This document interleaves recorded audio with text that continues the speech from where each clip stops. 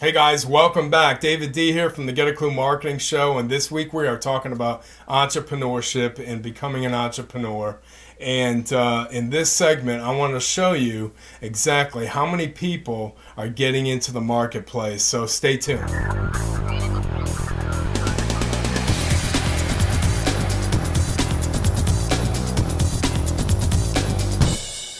In our facts and stats segment, we're talking about how many entrepreneurs are entering into the marketplace all the way back to the 80s till now, okay? And it's incredible. I started my business back in 1987, and I haven't looked back since. In 1984, there were 6 million entrepreneurs in the United States, and that accelerated in the 1990s, with magazines like Entrepreneur Magazine, Small Business, Success, Inc., Forbes. They all started really ramping up their subscriptions back then in the late 80s and the early 90s. Now there's 27 million entrepreneurs as of 2015.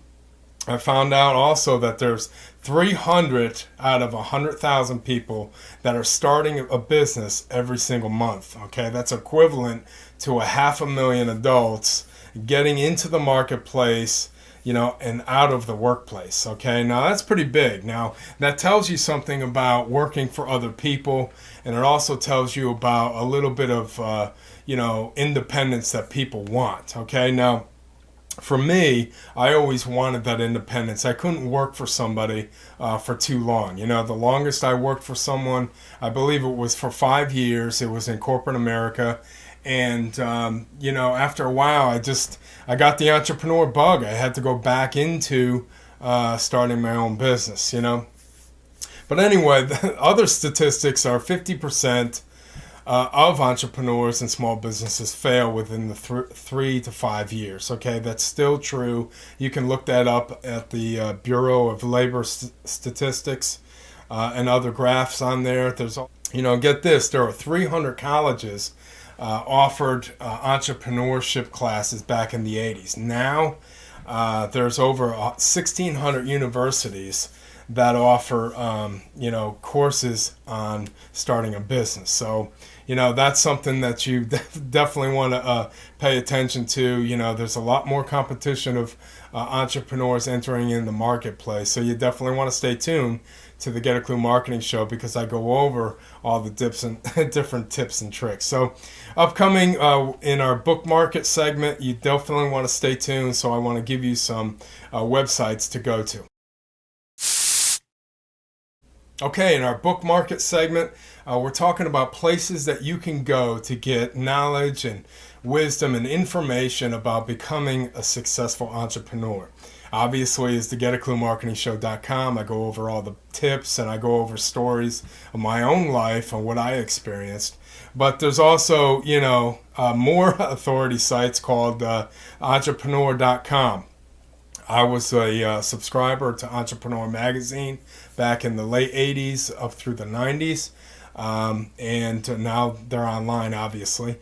Inc.com, you can go there, find out what's moving, find out some of the trends.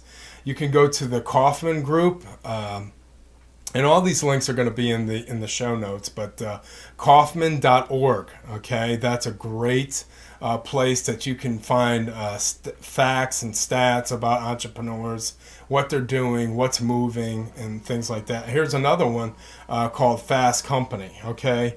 And Fast Company is relatively new. They're a good place that you can go to is fastcompany.com. Coming up in our Do-It-Yourself segment, we're going to talk about getting started in your business.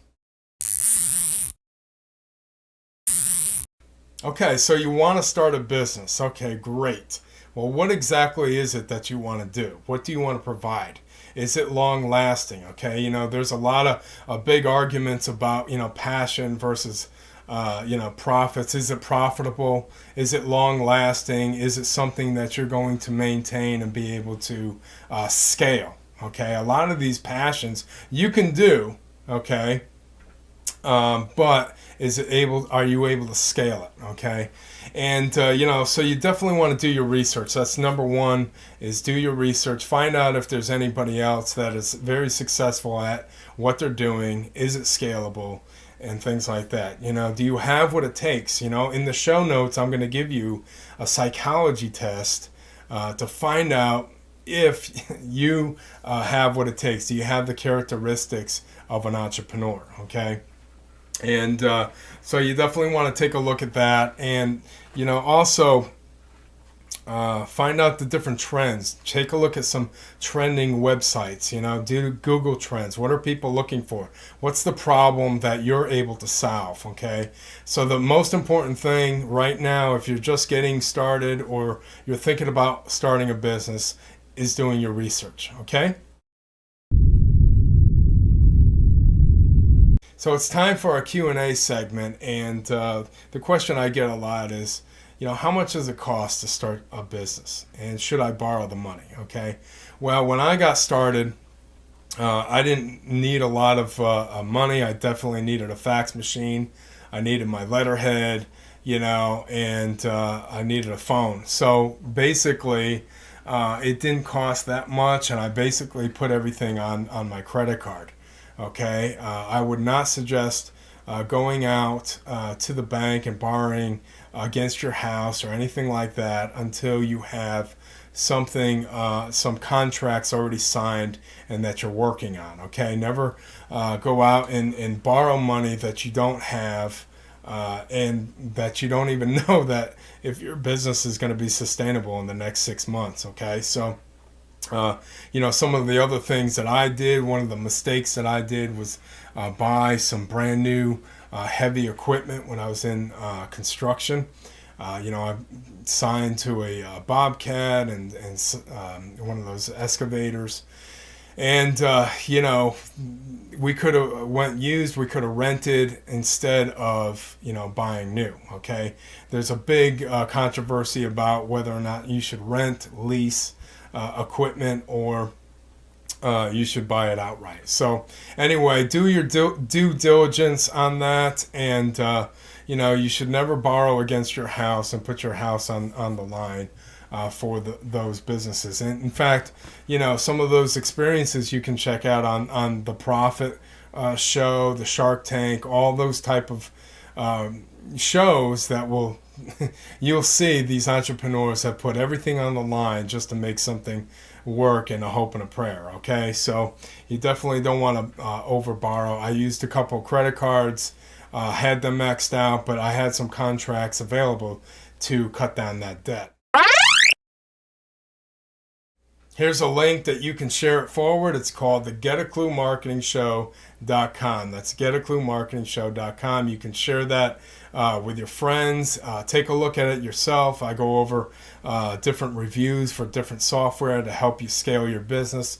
I go over some personal stories of what I learned and what I've gone through over the years since the late 80s of what happened to me in my business. Plus, I do some reviews of software to help you scale your business, and I give you a clue on what to do about your marketing. So anyway, this is David D. Thanks a lot for watching the Get a Clue Marketing Show. Stay tuned, subscribe, connect with us, and remember this: there could be no rainbow without a cloud and a storm.